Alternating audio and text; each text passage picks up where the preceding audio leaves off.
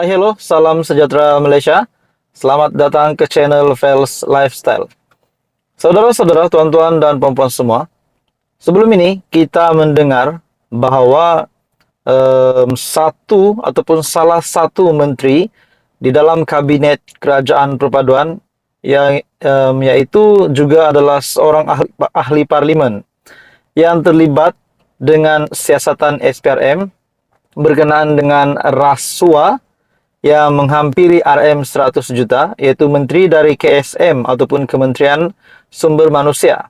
Hari ini pula terdapat cakap-cakap yang menunjukkan kononnya sebuah lagi kementerian yang kononnya terlibat dengan siasatan SPRM.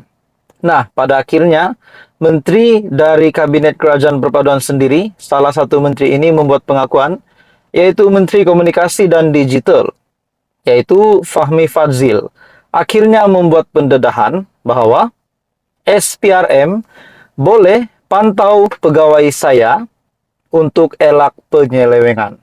Nah, persoalannya, adakah pegawai-pegawai di dalam Menteri Komunikasi dan Digital terlibat dengan siasatan SPRM, dan kenapa pula kalau benar ada siasatan dilakukan, mesti ada sebab kenapa siasatan itu dilakukan.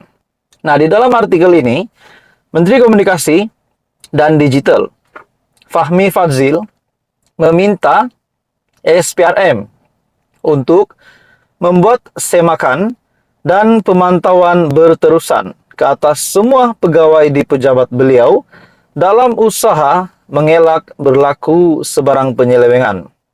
Menyatakan keterbukaan itu, Fahmi berkata, Badan Penguatkuasa khususnya SPRM bebas bertindak dalam melaksanakan tugas.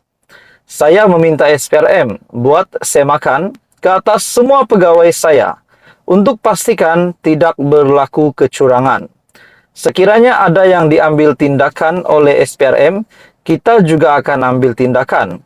Setakat ini, tiada siasatan dan tidak berlaku apa-apa perkara tidak diingini.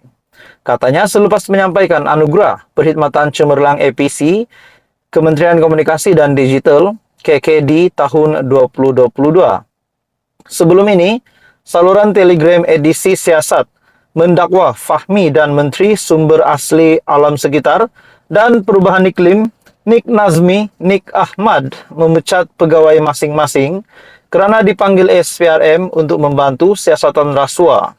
Pada Sabtu lalu juga, Fahmi dan Nik Nazmi menafikan dakwaan pegawai mereka sedang disiasat SPRM. Selain menyifatkan dakwaan itu adalah palsu dan fitnah jahat terhadap kedua-dua kementerian itu.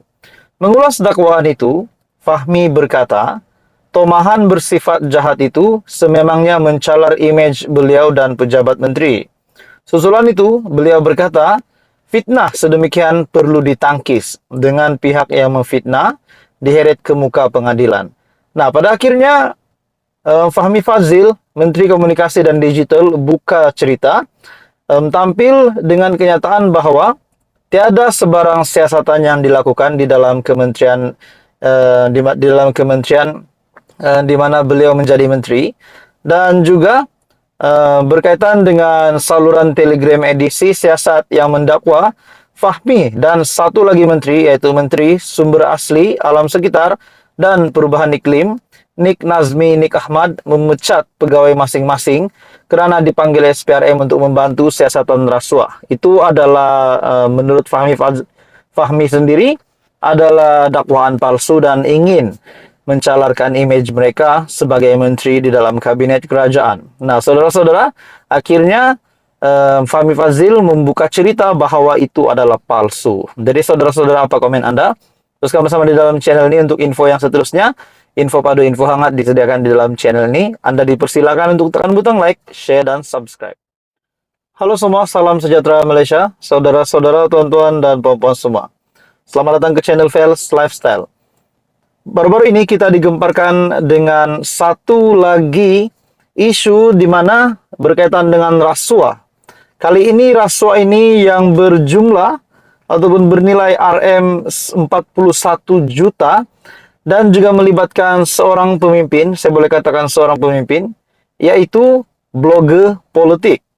Beliau akhirnya di dalam sebuah artikel mengesahkan kediaman beliau ataupun rumah dan pejabat blogger politik serta pemilik saluran TV Muhammad Rafi Awang Kecik diserbu SPRM untuk satu siasatan berhubung dakwaan rasuah proyek berjumlah Rm41 juta yang melibatkan sebuah kementerian.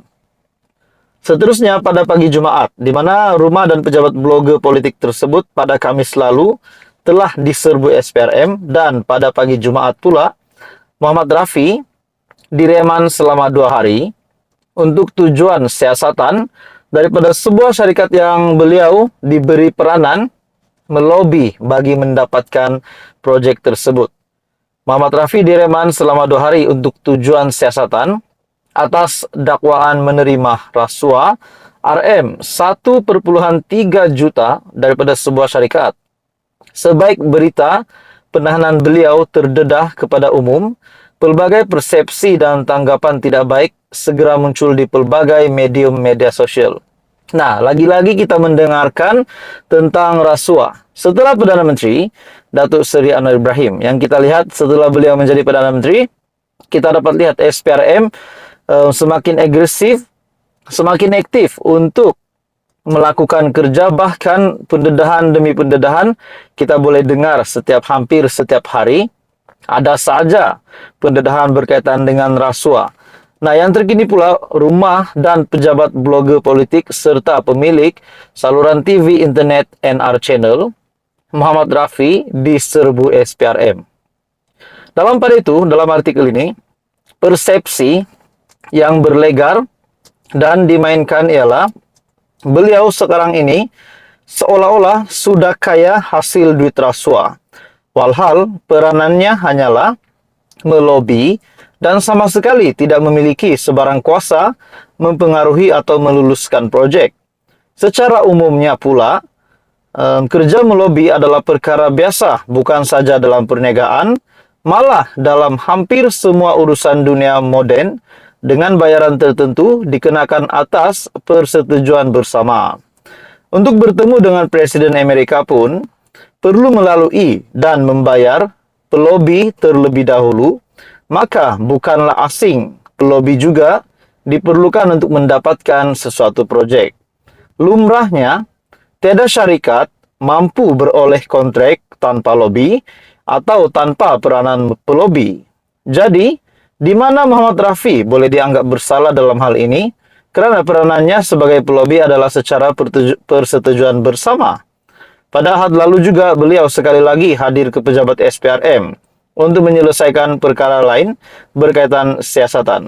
Nah, di dalam artikel ini yang diterbitkan di dalam dari syabudin.com, kalau tidak ditahan SPRM, saya tiada peluang bersihkan diri. Jadi saudara-saudara, bagi saya ini satu lagi tangkapan ataupun satu lagi pendedahan dari SPRM yang amat mengejutkan, di mana sebelum ini rumah dan pejabat blogger politik serta pemilik saluran TV Muhammad Rafi diserbu SPRM. Ini berkaitan dengan dakwaan rasuah proyek berjumlah Rm41 juta yang melibatkan sebuah kementerian. Bagi saya ini pasti mengejutkan ramai pemimpin-pemimpin politik di Malaysia juga, disebabkan kalau terlibat dengan rasuah sudah pasti akan dikenakan tindakan undang-undang. Jadi apa komen Anda tuan-tuan dan puan-puan? Teruskan bersama di dalam channel ini untuk info yang seterusnya. Jangan lupa tekan butang like, share, dan subscribe.